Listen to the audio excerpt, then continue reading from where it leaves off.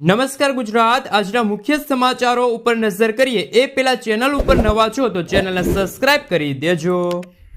નમસ્કાર ગુજરાત, સૌથી પહેલા અત્યારના તાજા સમાચાર ઉપર નજર કરીએ તો પેટ્રોલ ડીઝલને લઈને સરકારનો મોટો નિર્ણય। રાજ્યમાં પેટ્રોલ ડીઝલને લઈને લોકોમાં ફેલાયેલી અફવાના કારણે પેટ્રોલ પંપ પર મોટી કતારો લાગે છે। તેવામાં સરકારે પરિપત્ર કરીને સંગ્રહખોરી કરનાર સામે લાલ આંખ કરી છે। પરિપત્રમાં કહેવાયું છે કે હવેથી પેટ્રોલ કે ડીઝલ લેવા કોઈપણ પ્રકારના ડબ્બા, બોટલ કે બેરલ નહીં ચાલે। વાહનની ટાંકીમાં જે પેટ્રોલ ડીઝલ પુરાવાનું રહેશે। જો કોઈ ખોટી રીતે સંગ્રહ કરશે તો તેમની સામે કડક કાર્યવાહી કરવામાં આવશે। તો ગુજરાત સરકારે પેટ્રોલ ડીઝલને લઈને સૌથી મોટી જાહેરાત કરી છે। મિત્રો, દેશના સમાચાર ઉપર નજર કરીએ તો ગુજરાત વિધાનસભામાં ઐતિહાસિક દિવસ।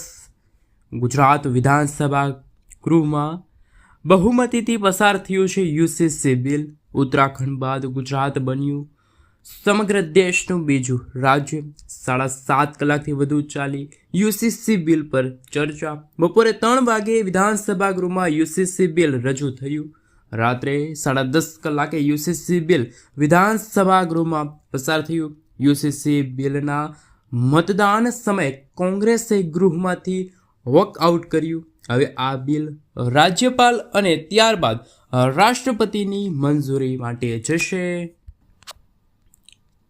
મિત્રો, દેશના સમાચાર ઉપર નજર કરીએ તો જ્યારે યુસીસી બિલ પાસ થયું ત્યારે એવા નવા નિયમો લાગુ થયા છે કે હવે 1 થી વધુ લગ્ન કરનારને 4 વર્ષની સજા થશે। ઉત્તરાખંડ પછી ગુજરાત યુસીસી બિલ રાજ્યમાં રજૂ થયું છે। લગ્ન માટે સમાન કાયદા લાગુ થશે। 209 પાનાનું બિલ રજૂ થતાં જય શ્રી રામના નારા લાગ્યા હતા। લગ્ન નોંધણી ન કરનારને 10 થી લઈને મિત્રો 25,000 રૂપિયાનો દંડ થશે। લગ્ન પછી તરત અને બારોબાર છૂટાછેડા નહીં ચાલે। મિત્રો, દેશના સમાચાર ઉપર નજર કરીએ તો રાશન કાર્ડ ધારકો માટે આવ્યા છે ખુશીના સમાચાર। સરકાર ગરીબી રેખા નીચે જીવતા તમામ લોકોને મફત રાશન પૂરું પાડે છે। આ દરમિયાન કેન્દ્ર સરકારે જાહેરાત કરી છે કે એપ્રિલ મહિના માટે દેશના તમામ રાશન કાર્ડ ધારકોને 3 ગણું અનાજ પૂરું પાડશે। કેન્દ્ર સરકારના ખાદ્ય અને જાહેર વિતરણ વિભાગે આ માહિતી ખાસ શેર કરી છે। સોશિયલ મીડિયા પ્લેટફોર્મ પર લખ્યું છે કે એપ્રિલમાં બધા લાભાર્થીઓને 3 મહિના જેમ કે એપ્રિલ, મે અને જૂન માટે એક સાથે રાશન મળશે। બધા લાભાર્થીઓ નિર્ધારિત સમયે તેમની નજીકની રાશન દુકાનમાંથી તેમના હકનું રાશન મેળવી શકે છે। સરકારે હજુ સુધી આ માટે કોઈ ચોક્કસ કારણ આપ્યું નથી। મિત્રો, દેશના સમાચાર ઉપર નજર કરીએ તો દેશ તૈયાર રહે પીએમ મોદીજીનું સૌથી મોટું એલાન। વડાપ્રધાન નરેન્દ્ર મોદીએ રાજ્યસભામાં ઈરાન યુદ્ધ પર કહ્યું કે પશ્ચિમ એશિયામાં આ યુદ્ધ 3 અઠવાડિયાથી વધુ સમયથી ચાલી રહ્યું છે। તેને સમગ્ર વિશ્વને ગંભીર ઉર્જા સંકટમાં ધકેલ્યું છે। આની સીધી અસર ભારત પર પડી છે।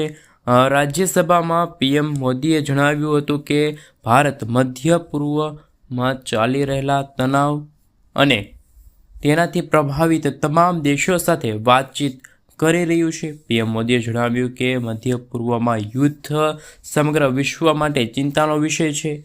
તે પેટ્રોલ, ડીઝલ અને ગેસના પુરવઠાને અસર કરી રહ્યું છે અને અમે યુદ્ધમાં સામેલ અને તેનાથી પ્રભાવિત તમામ દેશો સાથે સંપર્કમાં છીએ। અમે દરેક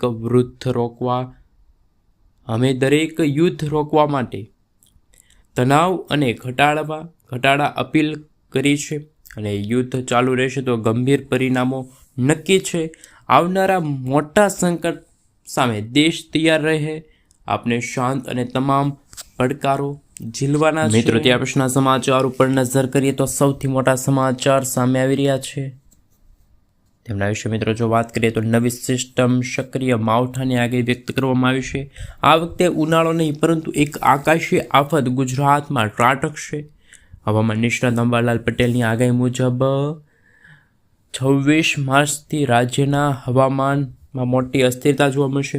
ઉત્તર ગુજરાત સહિત સૌરાષ્ટ્ર કચ્છના ભાગોમાં ચક્રવાત ત્રાટકશે. વાસ્તવિક રમત માર્ચના છેલ્લા અઠવાડિયાથી શરૂ થઈ છે. એપ્રિલથી એક પછી એક વેસ્ટર્ન ડિસ્ટર્બન્સ ત્રાટકશે. 4થી લઈને 10 એપ્રિલ દરમિયાન પવનની ગતિ મિત્રો ખાસ 40થી 50 કિલોમીટર પ્રતિ કલાકની ઝડપે ફૂંકાશે. મિત્રો ત્યાં પછીના સમાચાર ઉપર નજર કરીએ તો સૌથી મોટા સમાચાર સામે આવી રહ્યા છે.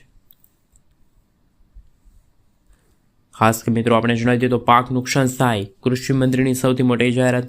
ગુજરાતમાં છેલ્લા કેટલાક દિવસથી બદલાયેલા હવામાનને અને કમોસમી વરસાદના કારણે ખેડૂતોના પાકને ભારે નુકસાન થયું છે. આ પરિસ્થિતિ વચ્ચે રાજ્યના કૃષિ મંત્રી જીતુભાઈ વાઘાણીએ મહત્વપૂર્ણ નિવેદન આપ્યું હતું.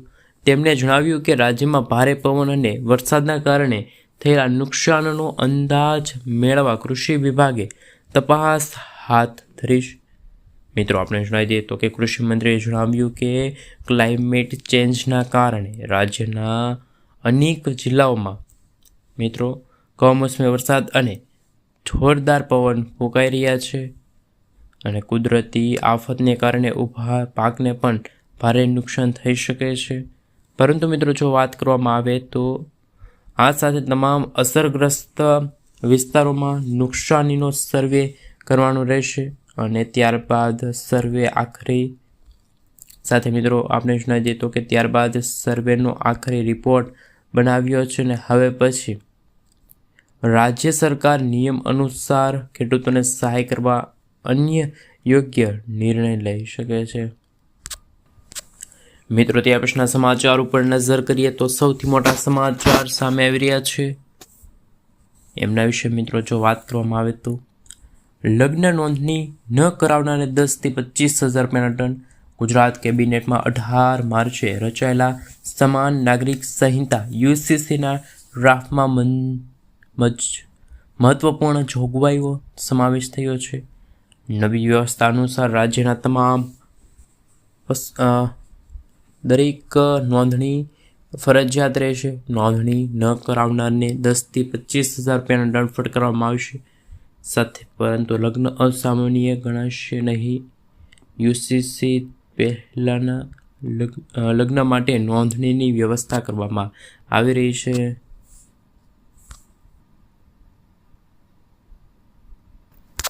મિત્રો ત્યાં પછીના સમાચાર ઉપર નજર કરીએ તો સૌથી મોટા સમાચાર સામે આવી રહ્યા છે. ગુજરાત સરકારની અનોખી પહેલ. ગુજરાત સરકારનું અનોખું પગલું. 20 સેવાઓને નાગરિક કેન્દ્રીય બનાવવા માટે હવે ઓનલાઈન કરવામાં આવી છે. આવક, જાતિના દાખલા, રાશન કાર્ડમાં નામ ઉમેરવા જેવી 20 સેવાઓ હવે આંગળીના ટેરવે ઉપલબ્ધ થશે.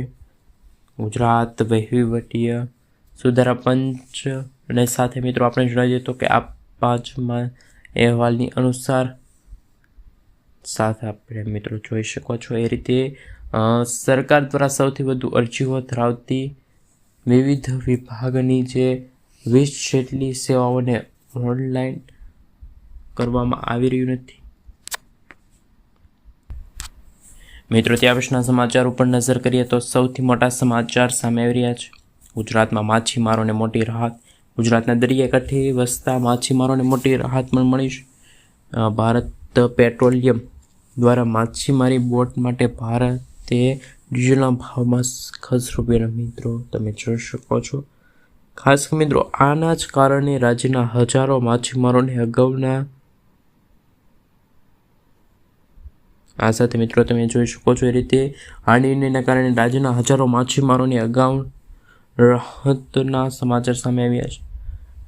આ સાથે મિત્રો ડીઝલ ઉપલબ્ધ થશે તો ગુજરાતના મધ્યસ્થ સંઘર્ષ અને માછીમારી સંસ્થાઓએ આ તમામ ભાવ વધારો સાફ કરીને.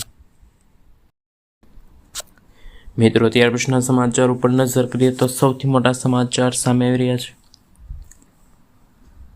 એમના વિશે મિત્રો વાત કરવામાં આવે તો 1 એપ્રિલથી પાન કાર્ડના નવા નિયમો લાગુ થશે. પાન કાર્ડના નિયમોમાં શરતો છે. સાથે સાથે મિત્રો તમે જોઈ શકો છો પરંતુ 1 એપ્રિલ 2026થી આ સુવિધા પ્રાપ્ત થઈ ગઈ છે અને નવા નિયમો અનુસાર પાન કાર્ડ કઢાવવા માટે અથવા તો તેમાં સુધારો કરવા માટે વધારાના મિત્રો આ સાથે મિત્રો તમે જોઈ શકો છો, પરંતુ આ ફેરફારો પગલાઓના હેતુને લઈને મિત્રો સમાન કાર્ડને લઈને